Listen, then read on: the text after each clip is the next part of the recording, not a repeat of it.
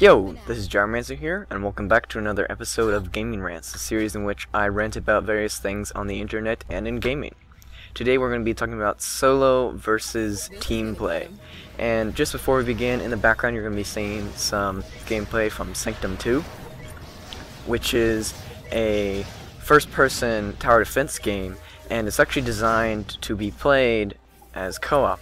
But I played almost the whole game solo until I got to a point at which I couldn't go any farther without playing with somebody else because it just got too hard. And I actually got the chance to play it a little while back with a friend in co-op, and it was pretty fun. But that is just an example of solo versus team play, and where sometimes solo play can limit you. So yeah. And this episode is kind of a response video or a follow-up to the redeploy side video, because in it I brought up the fact that a lot of people who are in outfits or oftentimes in squads say that redeploy side is all bad. But like I said in the redeploy side video, redeploy side was created for a reason, and a lot of it was created for solo players like myself who aren't able to have communication with outfits and squads so that we can pull vehicles to get to locations. And so that's kind of an argument for redeploy side in a sense, even though, go watch that video if you are interested in it. But anyways, it seems as though in solo versus team play there's kind of this, there's multiple camps. There's kind of the elitist camp, and oftentimes in the elitist camp there are solo players who are very like get wrecked scrub and that kind of thing, where they kind of look down on other players because they are completely competent in themselves and don't need help or backup from other teammates on their outfit or squad to help them out while they're playing. And this also happens on the other side, where you get outfits and squads who are kind of like, why would you ever play the game solo? Why would you do this? And then when it comes to the whole game as a whole, so there's solo players and then there's outfit players, but then in games like PlanetSide 2 or other games that have teams or factions that aren't all connected with each other, like usually in squads and things everybody's communicating.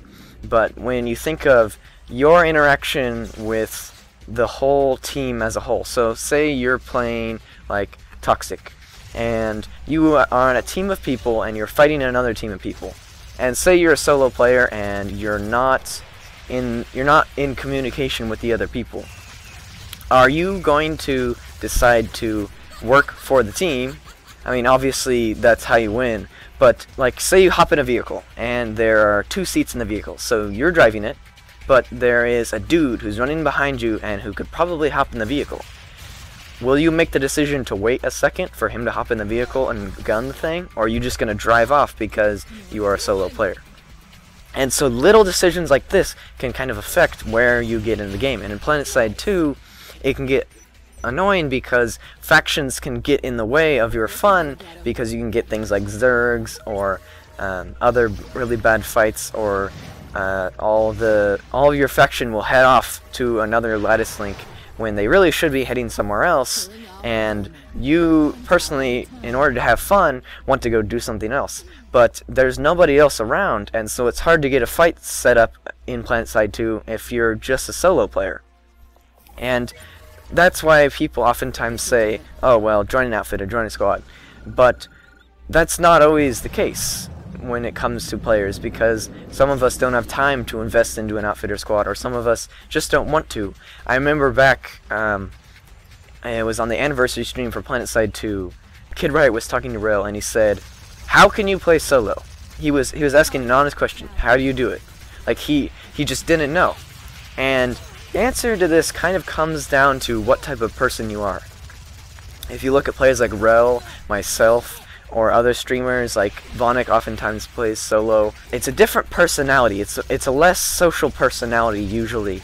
In life, I don't rely on people very much, and I work all alone and I want to get things done on my own accord and not rely on other people because I don't want them to let me down. And that's kind of the mindset behind solo gaming, is you are competent in your abilities and you don't want people to let you down. However, I have had experiences where I've played with squads and things and outfits in PlanetSide 2, and it's fun and it's enjoyable to be there with the team and working together, and it's nice to have people that have your back, because then you're less likely to die oftentimes if you work with the team together. But you have to roll as a unit, and if you get in a situation where they're being too slow, then that could be annoying. Also, the thing is, they have your back, and so that's an advantage, but in order for them to have your back, you have to also have their backs. And so I wasn't used to helping the team out, and so somebody would die when really I should have been there for them to help them out and protect them. And so there's kind of this trade-off here where you get help from your squad mates, but then you have to help them as well, and so you have an obligation there and you have a responsibility. And like I said, I think that solo players and then team players usually have different personality types. I think that the more social types are the squad players, the team players, the faction players, and then the solo players like myself are the people who are more introverted and more inside their own minds and doing things outside of other people.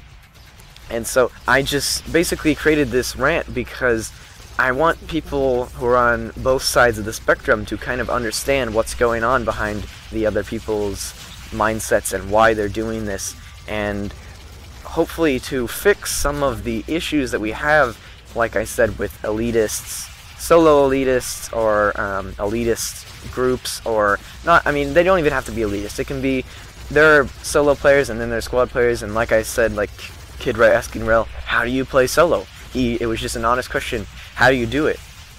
Like, how do you do it all the time? I mean, Kid Right plays solo sometimes, but it's just a different mindset. And to put yourself in the mindset of, I'm going to completely rely on my own capabilities, is completely different from looking at your team and working together with your team and having them help you but helping them out. And so there's this cohesion there that you have to be able to be a part of, and some people just don't want that. And so I just want people to kind of step back and say, okay, you can play how you want to play, and I'm not going to criticize you too much because we're different. And so hopefully we can come together as a community and kind of be like, oh, hey, maybe next time when I'm inside a video game and there's somebody who's playing solo, I will let them play solo and I won't get onto them for not being in a squad. Or if they're playing in a squad, let them be in a squad. Don't look down on them because they are relying on teammates, because even though it kind of seems like they're getting a little shield there because they are in a squad and so they're getting help from their squad mates, so it's kind of like, oh well, I'm better than them because I don't need that shield of squad mates. But at the same time, they're also helping out their squad mates, and so they're doing more in some senses than the solo players are. And so just keep that in mind when you're playing video games next time and you are going to be talking to other people, and try not to be as condescending. And so yeah, I will see you all later.